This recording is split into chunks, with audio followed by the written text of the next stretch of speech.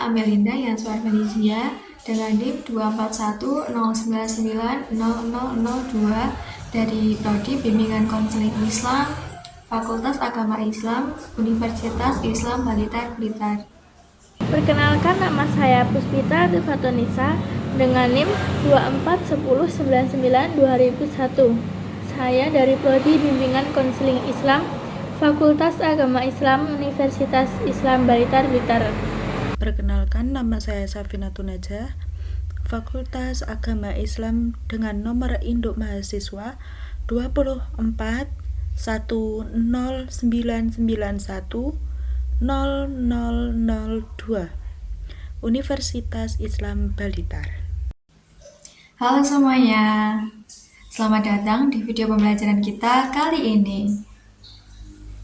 Kita semua pasti ingin hidup bebas dan aman, tapi tahukah kalian bahwa di zaman sekarang masih banyak loh orang yang dirampas hak dan kebebasannya? Salah satunya karena kejahatan yang disebut dengan TPPO atau tindak pidana perdagangan orang. Mungkin kita pikir ini hanya terjadi di luar negeri atau di tempat yang jauh. Tapi faktanya TPPO bisa terjadi di lingkungan kita sendiri loh. Menimpa orang-orang biasa seperti kita.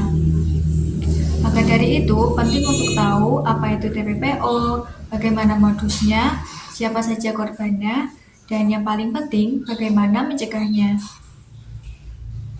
Melalui video ini, kita ingin berbagi pengetahuan agar kita semua lebih waspada. Jangan sampai kita atau orang terdekat kita yang menjadi korban. Jadi, simak sampai selesai ya. Selanjutnya, untuk definisi TPPO akan disampaikan oleh teman saya, yaitu Safinatun Najah. Apa itu TPPO dan siapa yang rentan? TPPO adalah tindakan mempekerjakan, memindahkan atau memperdagangkan seseorang secara paksa dengan cara penipuan, ancaman, dan kekerasan untuk tujuan eksploitasi. Tujuan itu bisa berupa kerja paksa, konstitusi, pengambilan organ tubuh, hingga perbudakan modern. Kelompok yang paling rentan adalah perempuan, anak-anak, dan orang yang sedang kesulitan ekonomi. Tapi siapapun bisa jadi korban, termasuk laki-laki, pelajar, bahkan mahasiswa. Pelaku sering memanfaatkan mimpi korban ingin sukses, ingin keluar dari kemiskinan, atau ingin sekolah. Mereka menggunakan cara yang tampak baik, menawarkan pekerjaan beasiswa atau pernikahan. Tapi semua itu hanya topeng untuk menjebak korban agar masuk ke dalam lingkaran eksploitasi. Materi selanjutnya disampaikan oleh Puspita. Yang ketiga, ada modus-modus TPPO. Pelaku TPPO punya banyak cara untuk menjebak korban. Modus yang paling umum adalah lowongan kerja palsu. Korban dijanjikan kerja di luar negeri dengan gaji besar, tapi ternyata mereka dipaksa bekerja di tempat berbahaya, tanpa upah dan tanpa kebebasan. Ada juga modus media sosial. Pelaku pura-pura menjadi teman dekat atau pacar online. Setelah korban percaya, mereka dibujuk pergi, lalu dijual untuk prostitusi atau kerja paksa. Modus lainnya ada juga pernikahan pesanan. Perempuan dari desa dijanjikan menikah dengan orang asing yang kaya, tapi sebenarnya mereka dijual dan dipaksa melayani banyak orang. Bahkan ada juga anak-anak yang diambil dengan dalih atau diadopsi, tapi akhirnya dijual. TPPO sendiri tidak selalu terlihat seperti penculikan. Kadang justru korban menyerahkan dirinya karena percaya pada rayuan dan janji-janji palsu pelaku. Setelah menjadi korban, dampak TPPO sangat besar. Korban tidak hanya menderita secara fisik seperti kelelahan, luka, atau bahkan cedera permanen akibat kerja paksa atau kekerasan, tetapi juga mengalami trauma mental yang mendalam seperti kecemasan, depresi, atau kehilangan kepercayaan diri. Banyak korban yang tidak bisa kembali ke kehidupan normal.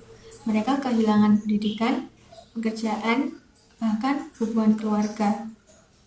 Beberapa bahkan tidak bisa pulang karena identitas mereka disembunyikan atau dihancurkan oleh pelaku. Yang paling menyakitkan, sebagian korban malah disalahkan oleh masyarakat, padahal mereka adalah orang-orang yang dijebak dan dimanfaatkan. Kita harus hentikan stigma itu. Korban butuh perlindungan, bukan penghakiman. Untuk materi selanjutnya akan disampaikan oleh Safin Antun. Selanjutnya, ada perlindungan hukum dan cara melindungi diri. Pemerintah Indonesia punya Undang-Undang Nomor 21 Tahun 2007 tentang pemberantasan TPPO. Hukuman bagi pelaku sangat tegas, bisa dipenjara 3 sampai 15 tahun dan denda hingga miliaran rupiah. Selain itu, ada gugus tugas nasional dan daerah, serta lembaga sosial yang memberikan pendampingan korban. Tapi hukum saja tidak cukup, kita juga harus tahu cara melindungi diri. Pertama, jangan percaya begitu saja pada tawaran kerja atau beasiswa dari orang asing, apalagi tanpa surat resmi. Kedua, selalu konfirmasi ke keluarga dan pastikan keberangkatan kita legal.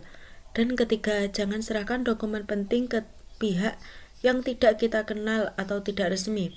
Kalau kamu curiga atau melihat tanda-tanda TPPO, segera laporkan ke call center 110 atau 129 atau langsung ke kantor polisi dan dinas nasional.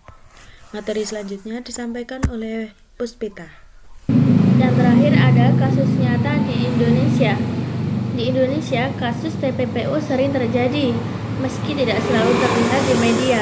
Contohnya pada 2023 lalu, puluhan pekerja migran dari NTT dikirim ke Malaysia secara ilegal.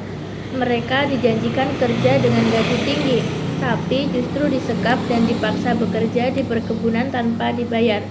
Beberapa bahkan meninggal dunia dan dipulangkan dalam peti jenazah.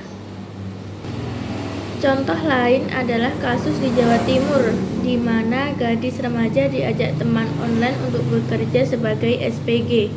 Ternyata ia dibawa ke kota lain dan dipaksa melayani pria di hotel. Untungnya ia berhasil kabur dan pelaku ditangkap. Kasus seperti ini menunjukkan bahwa TPPO benar-benar nyata dan bisa terjadi pada siapa saja. Dan yang lebih mengkhawatirkan, sebagian besar korban tidak tahu mereka sedang jadi korban, hingga semuanya sudah terlambat. Sekarang kita tahu, TPPO bukan sekedar istilah. Ini adalah kejahatan besar yang bisa menghancurkan hidup seseorang. Jangan sampai kita jadi korban, dan jangan sampai kita diam saat melihat orang lain dalam bahaya. Yuk, mulai dari sekarang, kita saling mengingatkan, saling melindungi, dan berani melapor kalau melihat tanda-tanda perdagangan orang. Dan ingat, pencegahan bisa dimulai dari hal kecil, yaitu jangan mudah percaya, jangan gampang tergiur dengan tawaran instan, dan jangan takut bertanya saat merasa curiga. Waspada itu bukan takut, tapi bentuk perlindungan diri. Jangan pernah anggap remeh informasi seperti ini. Hari ini kamu mungkin hanya menonton, tapi suatu saat nanti bisa saja kamu yang menyelamatkan orang lain. Jadilah mata dan telinga yang peka terhadap lingkungan sekitar. Dan buat kamu yang merasa sedang terjebak dalam situasi mencurigakan atau punya teman yang butuh pertolongan, jangan ragu bicara. Ada banyak pihak yang diam membantu. Kamu tidak sendirian dan kamu pantas diselamatkan. TPPO TPPO bukan bukan takdir, kita takdir, bisa kita bisa cegah, kita bisa lawan. Wassalamualaikum warahmatullahi wabarakatuh.